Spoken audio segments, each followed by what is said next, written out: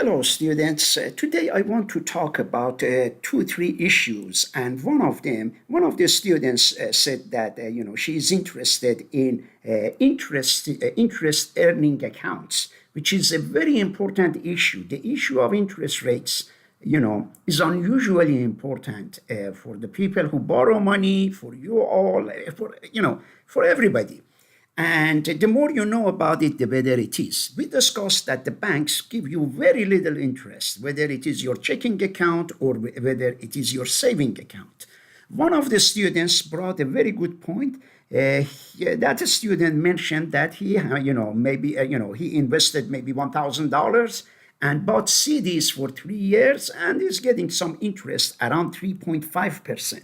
3.5% means every $100 gives him 3.5, means $3.50, means his $100 after 1 year become $103.50, which means $1,000 is 10 times of that, which means every year he is going to make $35. Then one of the things he has to have in mind is the issue of taxes, which means he has to look at his, tax brackets and what happens to this in terms of, tax consequences. If you think about it, if it's going to impact him by 10%, that means out of $35 that every year he makes, around $350 goes for, taxes. Therefore, when you invest, you always want to know about the taxes and take that into consideration. Another student, the same student mentioned that he was interested or he had opened a Roth IRA account. I mentioned to that student he could go, and if he likes, we can discuss about Roth IRA. If this money was in Roth IRA, then the student did not need to pay any taxes on the money because it can grow. They say that this Roth IRA can grow tax-free, and therefore this student, I asked if he could mention, post that what kind of, whether that IRA, Roth IRA is with bank or is it with brokerage firms such as Schwab or Fidelity. Sometimes when you put the money in the bank or open a Roth IRA with a small bank, let's say, these small banks don't have a lot of financial products. Then most likely they will provide you some CDs and you are limited to, the small banks. However, some brokerage firms like Schwab or Fidelity, they provide you wide range of, services. And you can buy stocks, bonds, mutual funds, a lot of different things that we are going to talk in this class. But for now, I want you to understand about these concepts, what we are going to do. The more you all post on the discussion board, I can talk about the discussions and, review things. I did two students posted very interesting, discussions in terms of what they have been doing.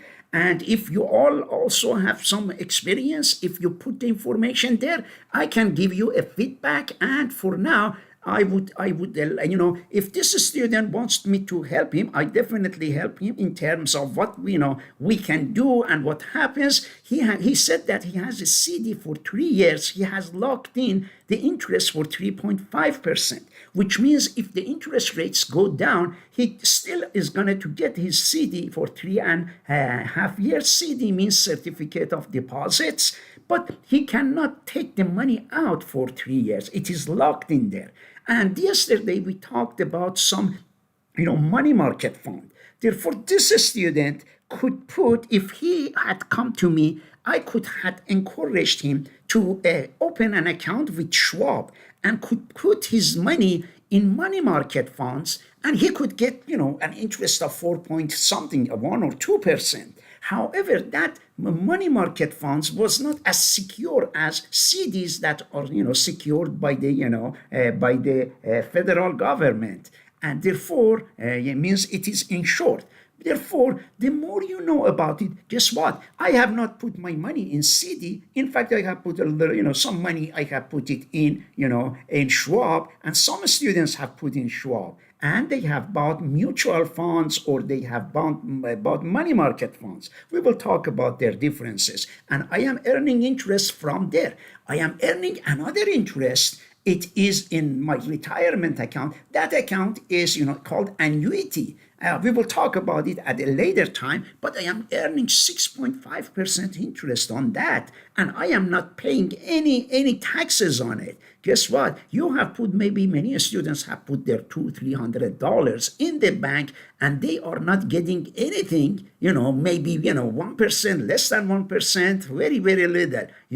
But I am getting 6%. Therefore, the more you know about this, many of you at the same time have some retirement accounts. Many of you have 401k or something like that.